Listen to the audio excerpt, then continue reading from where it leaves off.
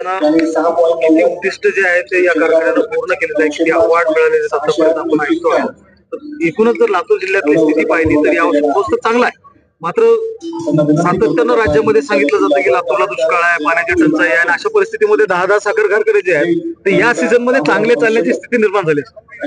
अतिशय समाधानकारक प्रजनन आपल्या भागात झालेलं आहे. पाऊस चांगला झालेला आहे आणि शेतकऱ्यांसाठी हे दिलासादायक आहे. गेल्या वर्षी पावसामध्ये खंड असल्यामुळे गत वर्षी आम्हाला गाळप क्षमतेप्रमाणे तेवढा गाळप करता आला नव्हता आणि ह्यावेळेस आम्हाला आशा आहे की आता जे काही नवीन लागवडी ह्या पावसाप्रमाणे होतील येणाऱ्या पुढच्या वर्षी आणि आताही जो ऊस शेतकऱ्यांकडे आहे तो वजन वाढण्यामध्ये आमची शेतकी विभाग आम्हाला सांगते, जेणेकरून शेतकऱ्यांच्या पदरामध्ये 2 पैसे जादाचे पडतील आणि चांगला भाव आम्हाला त्यांना देता येईल. मराठवाड्यामध्ये उच्चांकी भाव देण्याची परंपरा नेहमी मांजरा परिवाराची राहिलेली आहे. मांजरा परिवारातले सगळेच कारखाने चांगला भाव देत आहेत, चांगल्या पद्धतीचं ऊस गाळप करतायत.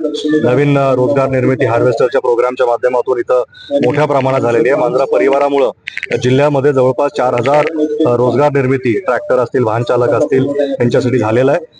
बऱ्याच योजना जिल्हा मध्यवर्ती बँक आणि कारखान्याच्या माध्यमातून चांगल्या पद्धतीनं चालू आहेत. प्रत्येक मांजरा परिवारातला कारखाना रेणाला असेल 15-20 अवॉर्ड्स रेणा कारखान्याने देश पातळीवर आणि राज्य पातळीवर नेहमी मिळवलेले आहेत. VSIच्या मध्ये टॉप 10 मध्ये, टॉप 5 मध्ये आणि मराठवाडा डिव्हिजन मध्ये आपले सर्वच कारखाने अतिशय चांगलं काम करतात आणि याचं सगळ्याचं यश खऱ्या अर्थानं आदरणीय नेते दिलीपराव देशमुख साहेबांना दिलं पाहिजे.